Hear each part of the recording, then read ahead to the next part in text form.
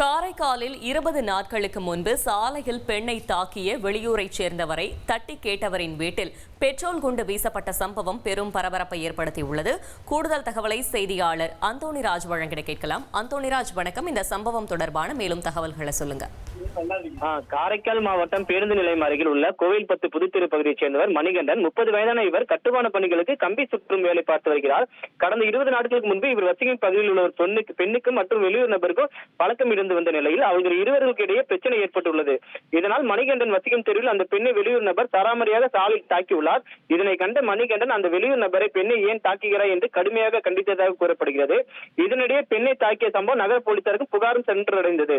இதனால் ஆத்திரமடைந்த அந்த வெளியூர் நபர் அவரது நண்பரான காரைக்கால் சுண்ணாம்புகார வீதியைச் சேர்ந்த சாராய் கடை ஊழியர் லாரன்ஸுடன் சனிக்கிழமை இரவு இருவரும் ஒன்று கூடி மணிகண்டனை பழிவாங்க பெட்ரோல் குண்டு வீச திட்டம் தீட்டியுள்ளனர்.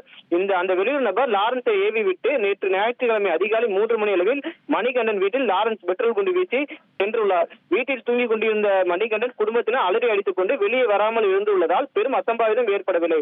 மேலும் இந்த சம்பவம் குறித்து சிசிடிவி காட்சிகள் தற்போது வெளிவந்துள்ளது.